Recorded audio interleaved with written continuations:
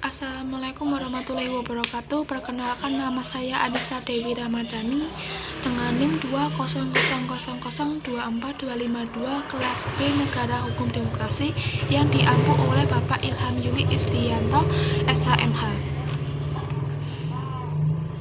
Dalam video ini saya bertujuan untuk memperbaiki presensi saya yang di dalam portal saya tertera tidak hadir sebanyak 3 kali. Padahal saya tidak hadir hanya sekali pada pertemuan terakhir yang digantikan secara offline itu saja.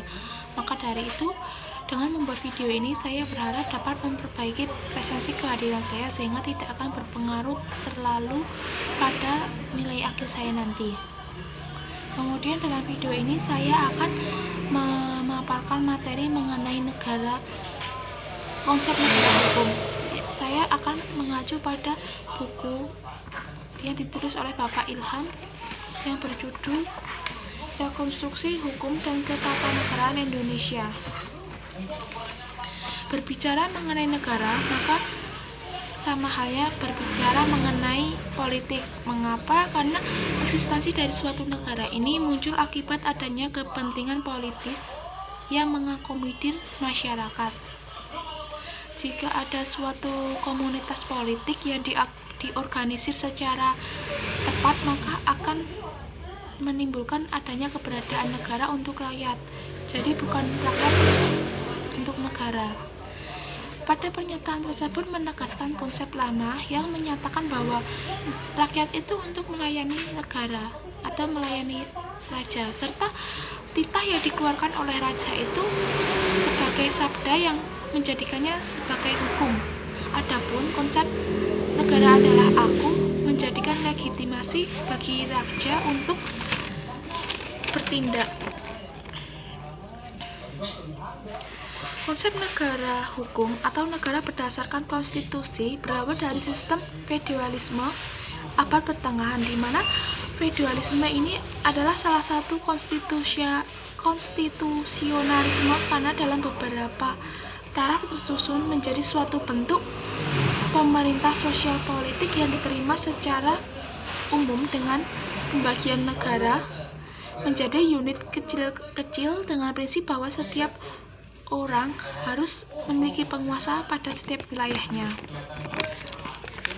Kemudian pada pembahasan selanjutnya saya akan membicarakan mengenai hukum Romawi dengan 3 barometernya yang menjadikannya sebagai peletak dasar pengaruh konstitusionalisme dunia. Yang pertama adanya bangsa Romawi ini cinta akan adanya kesatuan dan ketentraman. Kemudian yang kedua, hukum Romawi ini sangat berpengaruh besar terhadap sejarah negara Eropa kontinental. Ketiga, adanya konsepsi 2 sisi kedaulatan kaisar, yaitu kesenangan dan keinginannya terhadap hukum serta kekuasaannya sendiri dari rakyat.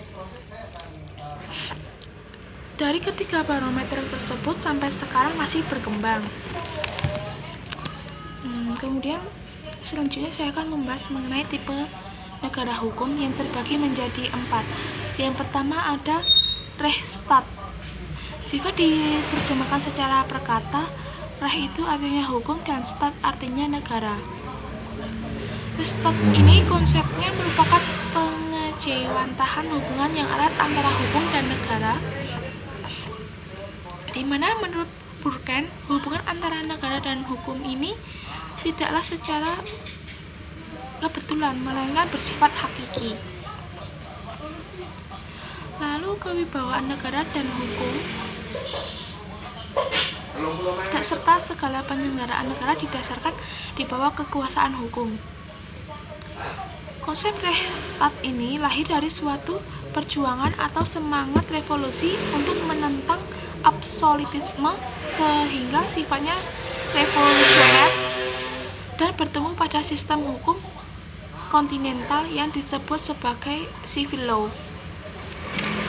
Adapun ciri-ciri unsur yang melatar belakangi perkembangan konsep negara Rechtsstaat ini yaitu adanya konstitusi tertulis mengenai hubungan penguasa dengan rakyat.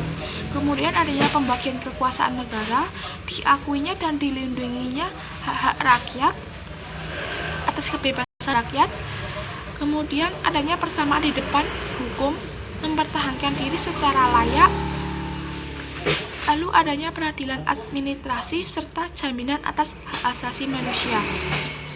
Yang kedua, kemudian adanya sistem atau tipe hukum rule of law.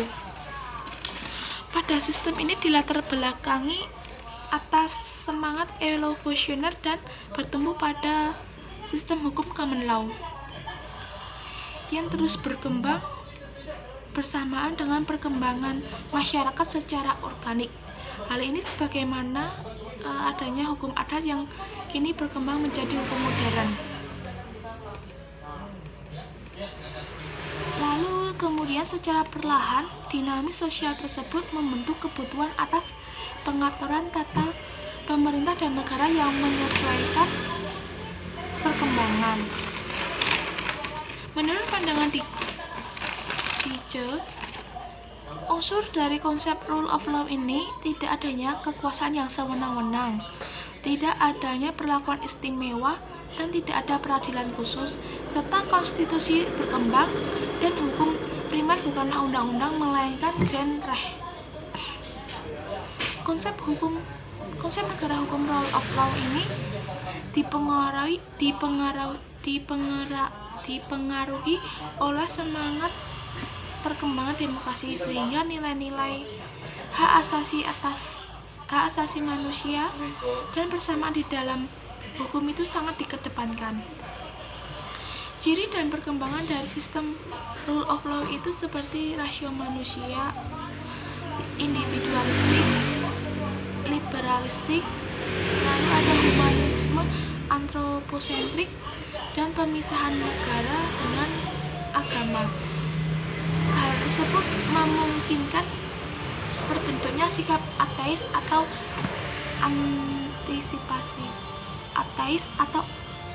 apatis terhadap Tuhan. Konsep rule of law merupakan jaminan atas pandangan masyarakat tentang keadilan, karena hukum berkembang berdasarkan nilai moral yang ada dalam masyarakat yang kemudian diterjemahkan sebagai hukum.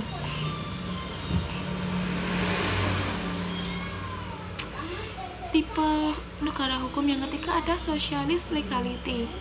Konsep ini dikembangkan oleh negara penganut komunis atau sosialis dengan tujuan menyeimbangkan konsep rule of law yang dipelopori oleh negara Anglo-Saxon. Konsep ini menempatkan kedudukan hukum di bawah sosialisme atau komunisme karena hukum adalah alat untuk mencapainya. Azari melihat bahwa socialist legality ini adalah suatu jaminan konstitusional tentang propaganda anti agama yang merupakan watak dari negara komunis atau sosialis. Sehingga dengan doktrin agama adalah candu sebagai konsep yang tidak dapat dikatakan bersifat secara universal. Adapun pemikiran oleh Montoha yang menempatkan ciri-ciri sosialis legality ini bersumberkan pada rasio manusia, komunis, ateis, dan kebebasan dalam beragama yang semu, dan kebebasan propaganda anti agama. Pemahaman agama sebagai candu oleh Karl Marx sebagai bentuk kekecewaannya terhadap gereja yang ikut melegitimasi ketimpangan sosial dan eksploitasi, yang mana alih-alih menggunakan kekuasaan gereja untuk kegiatan keagamaan, namun pada kenyataannya secara bersama negara mendukung pola kapitalistik dan eksploitatif secara arogan. Protes terhadap dominasi gereja yang tidak memihak kaum miskin itulah yang menjadi pelopor pergerakan pemisahan mutlak antara agama dengan negara. Kemudian tipe negara hukum yang keempat ada nomokrasi Islam. Istilah nomokrasi berkaitan erat dengan ide kedaulatan hukum atau prinsip hukum sebagai kekuasaan tertinggi. Karena secara harfiah, nomos berarti kan norma dan kratos berarti kan kekuasaan. Istilah nomokrasi ini sering dikaitkan dengan Islam, sehingga sering disebut dengan istilah nomokrasi Islam. Hal tersebut dikarenakan penemu nomokrasi Islam adalah Ibnu Khaldun, yang menyebutkan bahwa dalam mulkiyasi ada dua macam bentuk negara hukum, yaitu siyasah diniyah, yaitu nomokrasi Islam, dan siyasah akliyah atau nomokrasi seluler. Perbedaannya terletak pada hukum yang digunakan, yaitu berdasarkan hukum Islam dan hasil olah pikir manusia sebagai hukum. Keduanya digunakan fungsinya dalam negara, dan ada juga yang digunakan sebatas hukum hasil olah pikir manusia karena dapat ditafsirkan sebagai negara hukum barat. Ciri dari nomokrasi Islam yaitu adanya prinsip musyawarah, keadilan, persamaan, prinsip perdamaian, kesejahteraan, prinsip ketaatan dan kekuasaan sebagai amanah, serta peradilan bebas, perlindungan, dan pengakuan mengenai hak asasi manusia. Konsep nomokrasi dengan unsur negara hukum demokrasi menurut Jimmy Asidik yaitu adanya jaminan persamaan dan kesetaraan dalam kehidupan bersama, pengakuan dan penghormatan terhadap perbedaan, pengakuan dan penghormatan mengenai hak asasi manusia, mekanisme penyelesaian sengketa berdasarkan mekanisme yang telah disepakati, serta adanya pembatasan kekuasaan melalui pemisahan dan peradilan bersifat independen dan tidak memihak. Setelah mengetahui konsep yang disampaikan oleh Jimmy Asidik dan Azhari, maka keduanya memiliki kesamaan secara substansial, di mana yang ingin ditekankan adalah demokrasi dengan konsep nomokrasi dan Islam dalam negara hukum tidaklah bertentangan, sehingga dapat terus diperkembangkan. Mungkin pada video pertama saya akan menjelaskan begitu saja, kemudian saya ingin membuat video yang kedua. Semoga dapat diterima. Terima kasih. Wassalamualaikum warahmatullahi wabarakatuh. Kemudian sumber referensi yang saya gunakan yaitu buku karya Pak Ilham.